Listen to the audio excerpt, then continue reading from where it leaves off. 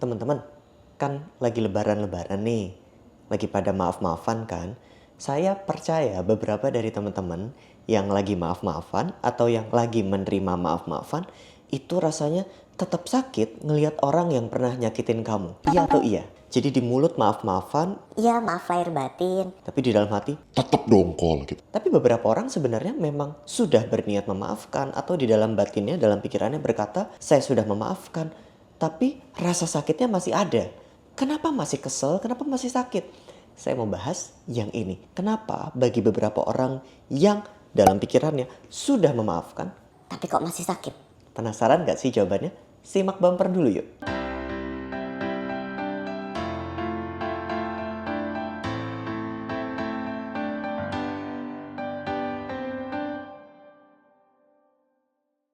Halo teman-teman, perkenalkan nama saya Dr. Jimmy Ardian, spesialis kedokteran jiwa dari Wellspring Indonesia. Hari ini saya mau bahas tentang kenapa sekalipun saya sudah memaafkan, rasa sakitnya juga nggak hilang. Tentu jawaban dari pertanyaan tadi ada banyak.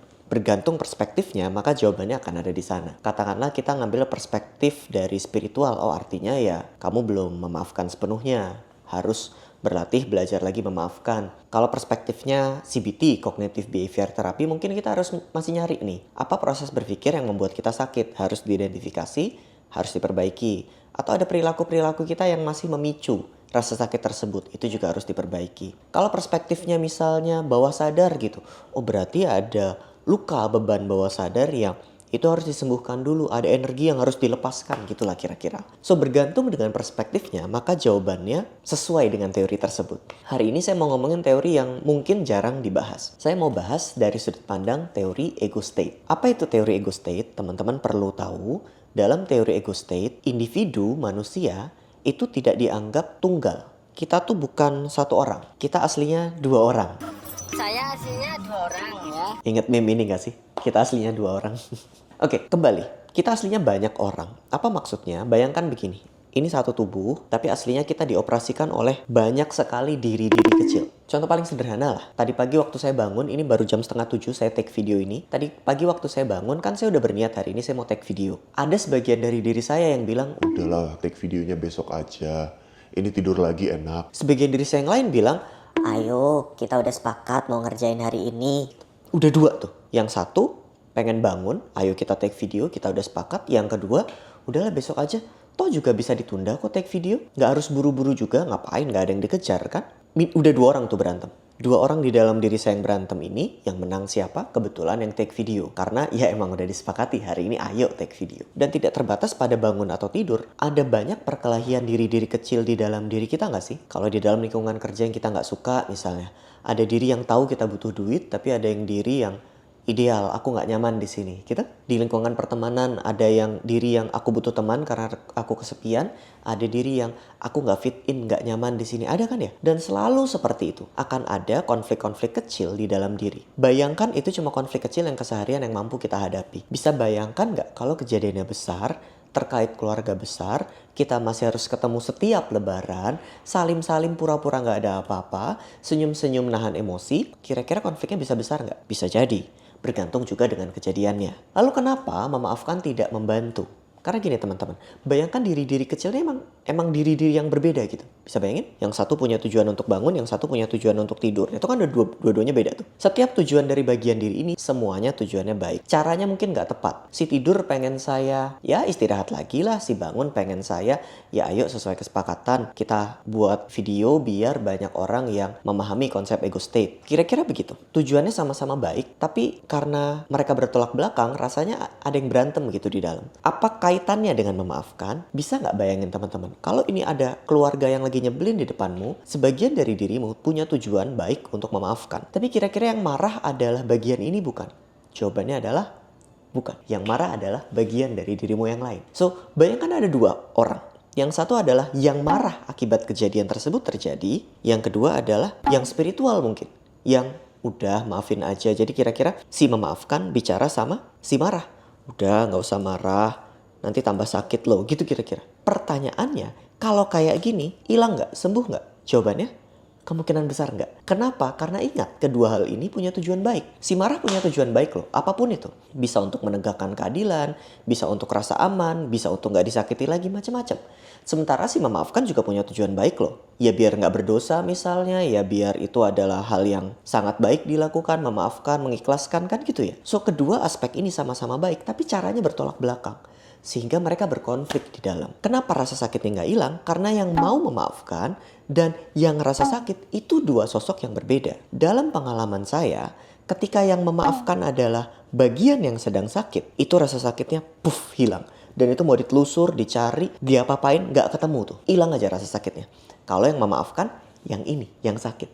Kalau yang memaafkan yang spiritual, dia lagi berusaha bujuk yang sakit, nggak kena. Kenapa mereka terus-menerus berkonflik? Karena masing-masing nggak tahu tujuannya. Masing-masing nggak mau berkompromi. Dan kita juga nggak mau dengerin masing-masing tujuan ini. Kita nggak mau dengerin bahwa sebenarnya si marah tuh punya tujuan baik. Atau kita nggak mau dengerin bahwa si spiritual itu juga punya tujuan baik. Kita maunya udah milih, nah ini yang harus dikerjain. Padahal hanya dengan memahami kedua sisi ini secara bersamaan, baru kita bisa lebih memprosesnya. Kengototan buat memaafkan juga salah. Misalnya kita dukung banget nih memaafkan. Aku harusnya maafin, ini juga salah.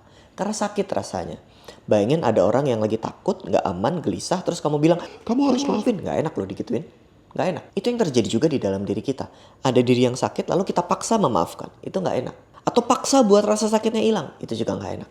So, mendengarkan, memahami bagian diri yang sedang terluka, dan mengenali, oh ini ada bagian yang terluka, ini adalah langkah awal. Dan ini kemudian yang kita sebut sebagai menerima. Yang kita terima, ya bagian yang sakit ini. Bukan bagian yang memaafkan, bukan. Bukan kejadiannya, bukan. Bagian ini nih yang lagi sakit. Kita dengarkan, kita validasi sakitnya, kita penuhi kebutuhannya, dan kita ajak melepaskan rasa sakitnya. Dia yang kita ajak, bukan yang si memaafkan yang kita ajak melepaskan. Udah beda orang tuh. Begitu juga dengan menerima, mengikhlaskan, move on. Kalau yang melakukannya bukan bagian yang sakit, maka sebenarnya semuanya sia-sia. Kita seperti hanya memaksakan saja. Padahal yang sakit ada di sini. Sakit mau melepaskan emosinya kalau dipaksa? Jawabannya enggak.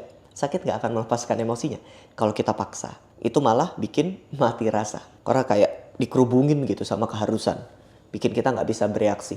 Mati rasa. Memaafkan, menerima, mengikhlaskan, move on adalah hal yang baik dilakukan. Tapi sebaiknya ini dilakukan sama yang lagi terluka. Pertanyaannya bagaimana membuat sang terluka ini memaafkan, menerima, mengikhlaskan, move on. Itu sangat teknis sekali. Tapi dalam pendekatan saya, dalam emotion releasing process, cara untuk melakukan keempat hal ini adalah emosinya harus hilang dulu. Jadi yang pertama-tama emosinya hilang, baru kemudian nanti orangnya terserah. Mau maafin, mau nerima, mau ngikhlasin, terserah. Tapi emosinya harus hilang dulu. Dan tidak dengan cara dipaksa pura-pura nggak apa-apa, atau dipaksa memaafkan, mengikhlaskan. Bukan, emosinya memang diproses sampai hilang dulu. Baru masuk ke dalam konteks yang selanjutnya, entah itu maafin, terima, ngikhlasin, atau apa aja lah, terserah lah. Fondasi dari tool saya, emotion releasing process, adalah memproses bagian diri yang sakit ini.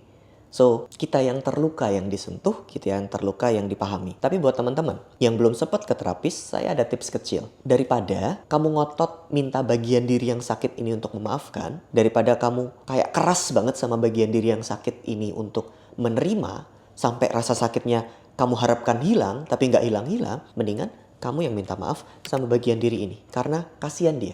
Udah kamu paksa-paksa terus, sudah kamu ngotot-ngotot terus, kamu kasih beban harapan terus, padahal dia lagi terluka. Kamu yang minta maaf sama dia. Maaf, selama ini aku menuntutmu. Maaf, selama ini aku tidak mengerti kamu. Maaf, selama ini aku tidak mendengarkan kamu. Maaf, selama ini aku mengabaikan kamu dan tidak menjagamu dengan aman. Sehingga kamu terluka, dilukai oleh dia. Maaf, aku nggak berdiri melindungimu juga. Minta maaf. Daripada kamu nuntut dia maafin, kamu minta maaf. Dan rasakan ada sesuatu yang terjadi ketika kamu minta maaf ke bagian diri yang terluka. Karena di sanalah tersimpan sakit. Dan kayaknya saya posting video ini pas lagi lebaran. Sebelumnya, terima kasih udah nonton video ini setelah sekian menit. Saya ikut maaf lahir dan batin atas apa yang disampaikan, dikatakan. Mungkin channel ini pernah melakukan kesalahan, saya minta maaf. Jika tidak ada kesalahan dan mau mendukung juga bagus. Boleh klik tombol like, subscribe, komen, dan juga share ke keluargamu, kolegamu, temanmu, kenalanmu, sosial mediamu kalau kamu ngerasa video ini bermanfaat. Gitu aja. Bye-bye teman-teman.